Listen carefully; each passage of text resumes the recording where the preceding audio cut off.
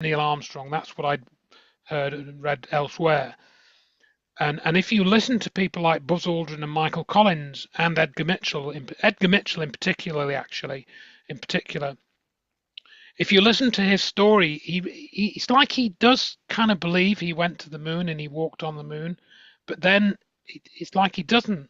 Like he tells this story that he didn't. Somebody asked him this question, and he says, "What did it feel like to walk on the moon?" And he didn't know how to answer, and Yes. he had to go to his friend called Bob somebody, and this is all in my book. I've got the quote, I've got the reference to where Mitchell said this. He said to have help to help him find out what it felt like to have walked on the moon. You know, Interesting. and if you look at his interaction with Bart Sabrell in the Yes. Astronauts Gone Wild video, where he kicks him up the backside, it's a very deeply troubling interaction to watch. Mm. And that's a very sort of roundabout way of saying that I think mind control is real, and people have been subjected to it. Sirhan, To Sirhan. Well, there you go. That's a more extreme example because, of Hmm. course, he was meant to be some sort of Manchurian candidate, perhaps. Exactly. Yes. But maybe there are less extreme versions of that. And in essence, you could argue that people that say, for example, that Richard was a bad man because he went and he went and put this camera in a van outside a house. Maybe they've been subjected to a form of mind control as well. In fact, they Mm. have, They have. because the whole Manchester scenario was another example of trauma-based mind control. Thank you. They were they created a traumatic event, Hmm.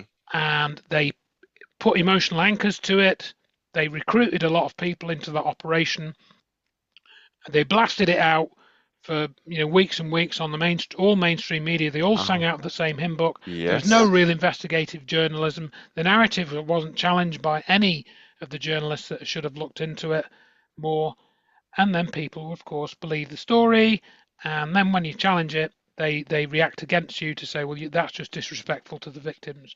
You know, Yes. and, People and died, so you can't yes, question the people father died. being a, Yeah, MI5 flipping asset, etc. And yeah. yeah, come on, You guys. know, but you've also got to be careful. That you don't. I mean, we don't know if MI5 were involved. We can say they probably were, but we can't directly link that. Oh We no, can't definitely not. we can't definitely say that such and such was an MI5 asset, but you can find certain inconsistencies. You can find maybe certain links to people, which might suggest such a thing. Um, but of course, that's when you get called a conspiracy theorist. But I Oh, think when you look at the published evidence, as I've said, and as even Ian Davis has repeated, the evidence shows that there was no bomb. Maybe a pyrotechnic device, but there was no bomb which did damage to the level which they claimed it did.